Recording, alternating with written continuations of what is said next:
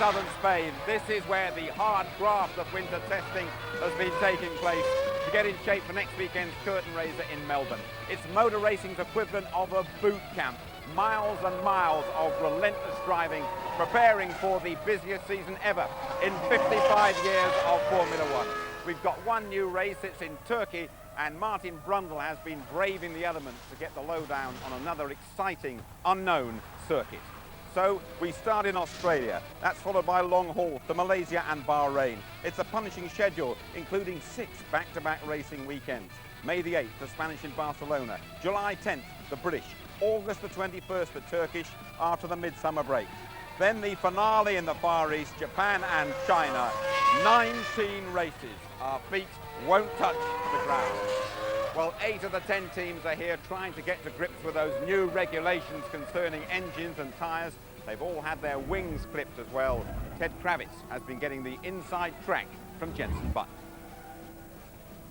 Formula One's new rules mean the cars are going to look a bit different this season.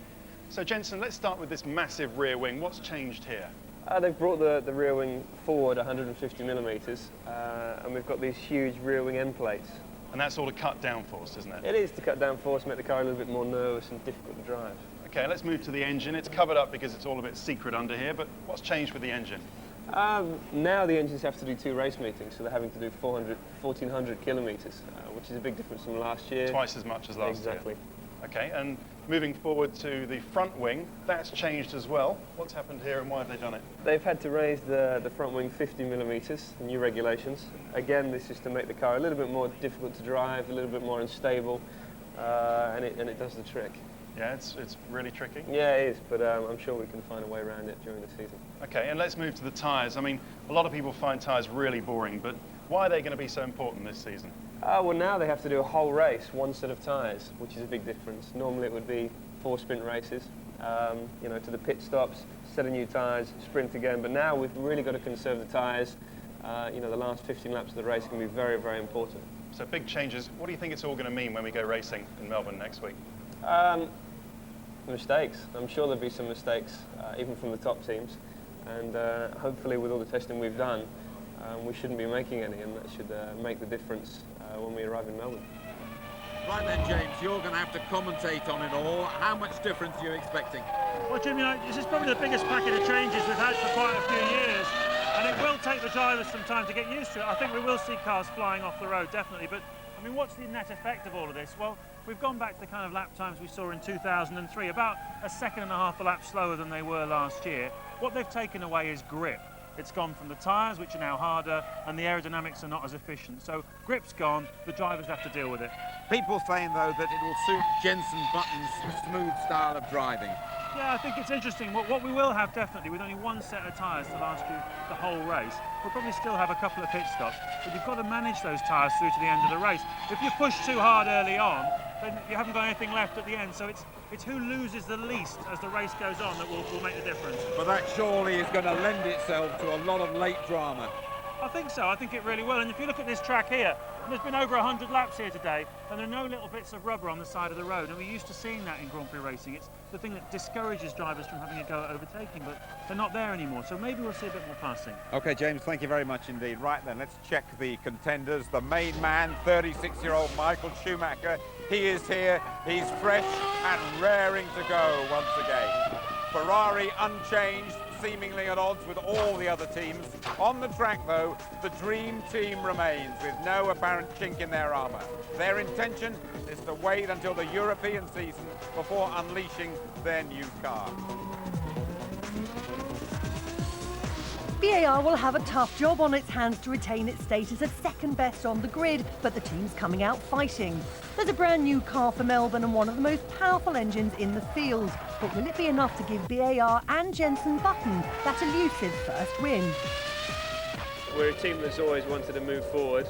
Every season we've been racing, and that's what we need to do to make the step up. And there's a lot of people expecting. David Richards will be missing from the helm this year, but Honda's increased stake in the team provides a level of stability to Jenson Button and Takuma Sato, 2 drivers who are both more than capable of delivering a victory if the opportunity presents itself. Their new car features some innovative design concepts, but it hasn't really set the test track alight yet, and reliability's been a concern. That won't help Jensen's cause. As I said, we need to start winning races if we want to keep moving forward and at least challenging for them. Because even though we got close to Ferrari in 2004, most of the time they were very, very strong. So we need to start challenging them, and if we're not challenging them by the first few races, I'll be a little bit worried.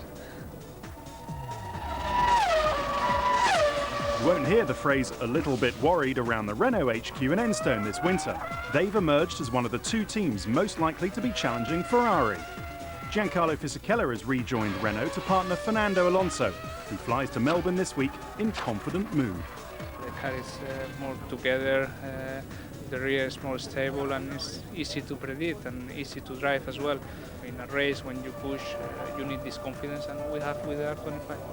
Renault have been first or second fastest at every major winter test. This is a quick car. Williams won the last of its 9 World Championship titles back in 1997. The team's trodden a rougher road lately, and there have been staff changes over the winter as they look to make their way back to the top. That's certainly where new driver Mark Webber is aiming to be this year. Hopefully racing at the front quite often, and being up there with the guys which you could only hope that you could race in the past. So now that I've got a chance to be at the front, I'm looking forward to hopefully being up there quite often. So high expectations for both Webber and fellow Williams debutant Nick Heidfeld. It may take a while for all the new elements to gel, but there's a depth of experience for them to draw on, and Heidfeld's determined to make the most of his opportunity. I just knew half an hour before the launch that I had the chance to do the races this year, and obviously it's a great feeling. It's my big chance now. McLaren Mercedes are the other team giving Ferrari sleepless nights. Their new car is quick, even if their new driver's keeping cool. It's hard to say where everybody is. A lot of people are calling it sandbagging and waiting to see what happens. But we're just trying to do the best job we can at the moment. Make sure we know the best about the tires, about the car, and try to be as reliable as possible. Juan Pablo Montoya has his work cut out beating teammate Kimi Räikkönen. But tabloid allegations of the Finn's naughty behaviour on nights out have not thrown off his focus. The car seems to be nice to drive, and it's good for the tires, so I think so in all the areas it's improvement. I don't know how much, but at least it's better. Well, there goes David Coulthard after moving from McLaren to Red Bull Racing. They've also been testing in Valencia, around about 500 miles or so up country from here, and a different looking DC's been getting up close and personal with his new team.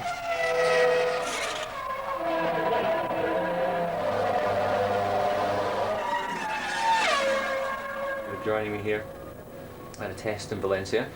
As you can see, I'm being a little bit lazier than you would normally see me during the season, and shaven, but this is where all of the hard work is done. Excuse the noise in the background, that's one of my teammates, Christian Klein. Hold on, I'll need to take you through and see him. Why all the noise? This is Christian. Yes, say hello to ITV viewers. Hello ITV, good morning. We are testing here in Valencia. Date 26, and I just get my treatment. This is Tony. You want to say anything to your, soon-to-be fans in Britain? At the moment, no one knows you in Britain, so make the most of it. I think we will have a nice year this year, this 2005, and kids babies. So there you go. It's not true what they say about Italians. Anyway, if you'll excuse me, gentlemen, I have a serious documentary to do here. Ciao. Right. Well, let's go and have a little look at the track. As you can see, no one is out there because despite it looking like a beautiful sunny day, it's actually bloody freezing. So I'll get back to you when we start running.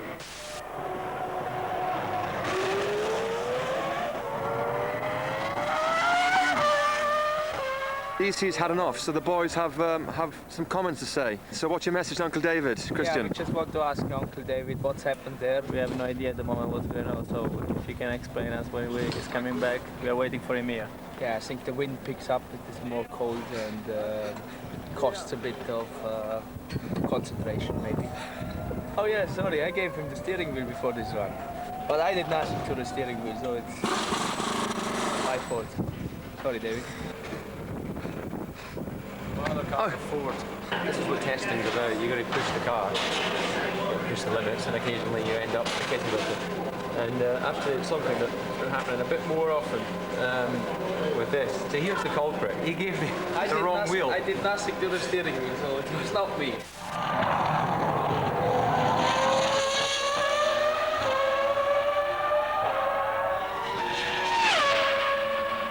Get myself a cup of tea to go into the engineering truck for what's always a lengthy debrief. It's going to be a long meeting, so let's go.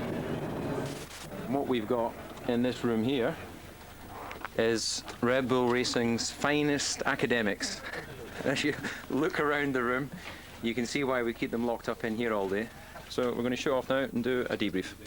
You know, I was just about to film a sensible closing piece to the day, but then the kids came in. So you see what I have to put up with. Two chins. Okay. Okay. See you. Coming up, we've got a real contrast for you. When we go to Istanbul for their first Grand Prix in August, we're expecting it to be absolutely scorching. When Martin Brundle visited the track, he experienced some very cold turkey indeed. Martin's slice of frozen turkey is next on our menu.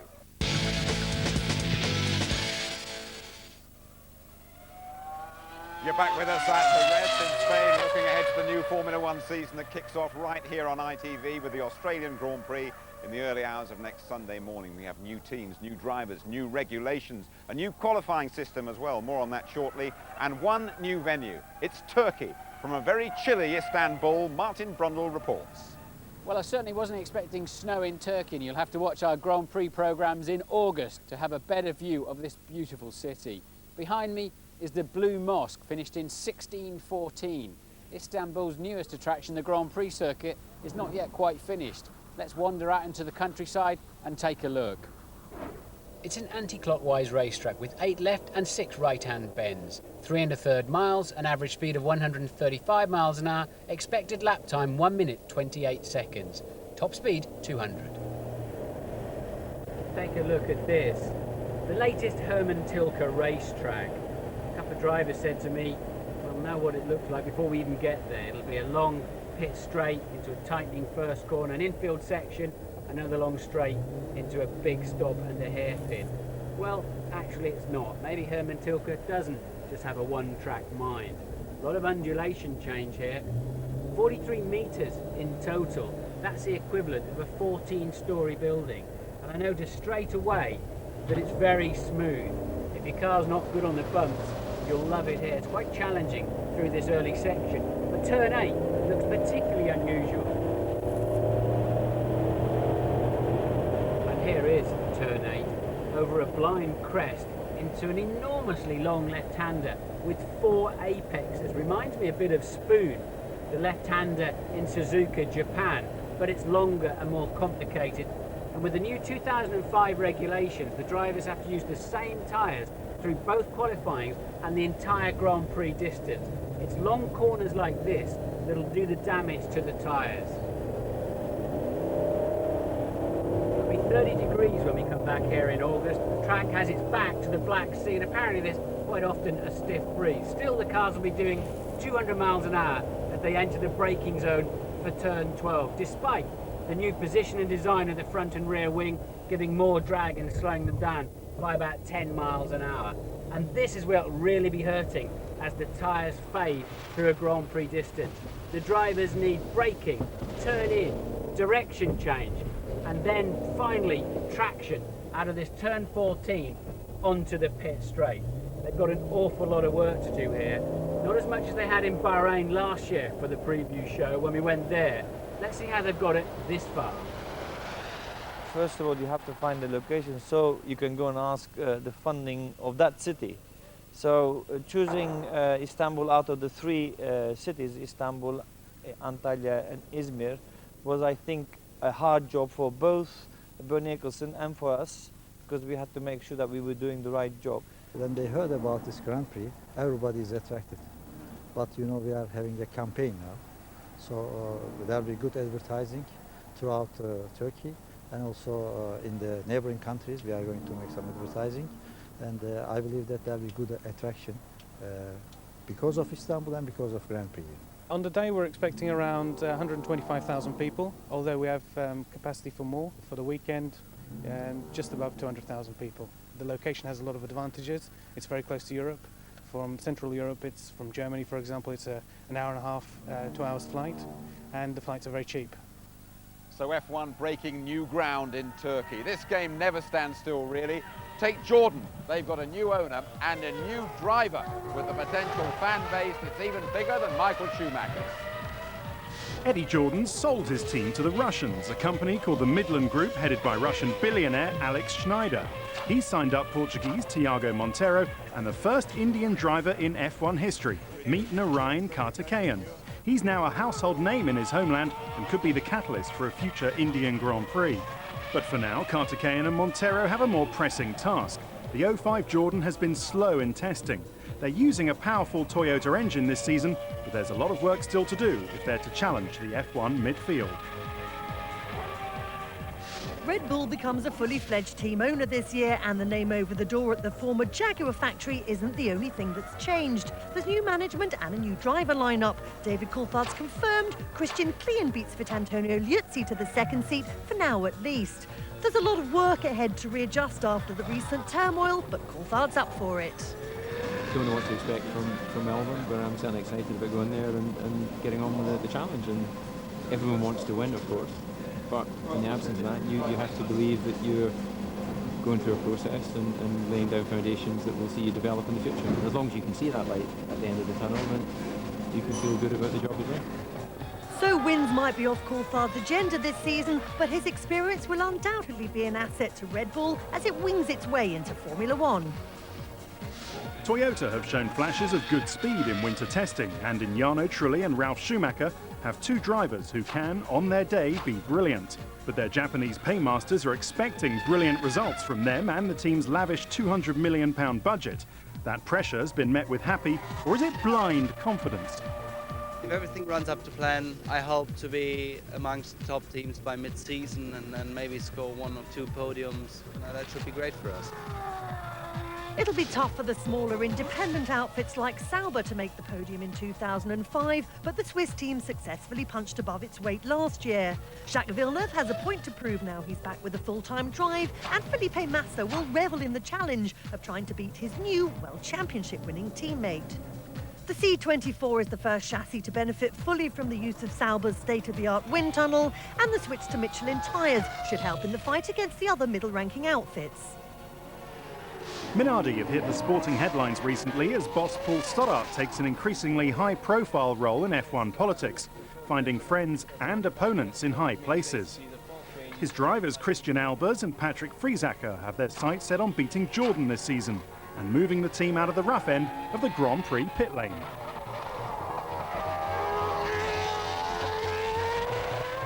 Mark Webber's joined me. Mark, looking at Minardi there, 5th in the Little Minardi in Melbourne 3 years ago, remains your best ever Grand Prix finish. The Aussies are going to expect a lot more from you now, though. Webber punches the air, the grandstand stand. Yes, advance Australia, fair, you've done it, boy. Fair dinkum. Mark Webber finishes in 5th place. It's a dream for Australia, a dream for Mark Webber and a dream for Paul Stoddart, the owner of Minardi. He may never have a better chance to score 2 points than that. It was an incredible day. There's no question about it to finish 5th in my first race, and I haven't, like I say, gone better than that, but I'm looking forward definitely a good season with Williams. If we can start off in Melbourne with a good result, will be great. How excited are you about the whole prospect of having a real car underneath you at last?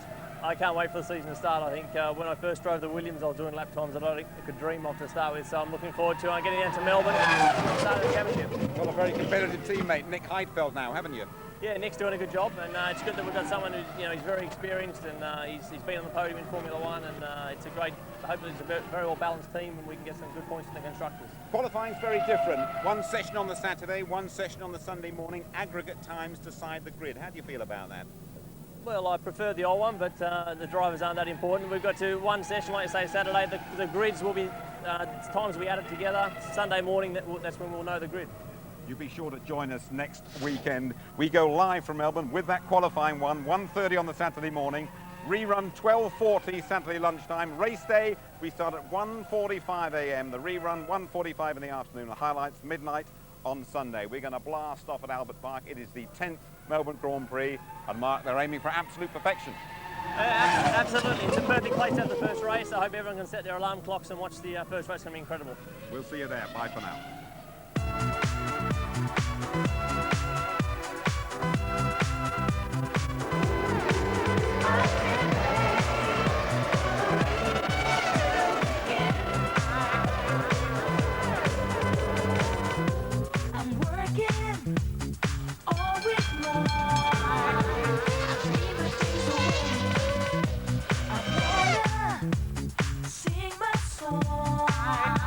So let the music play. I have to get my kids and relax tonight.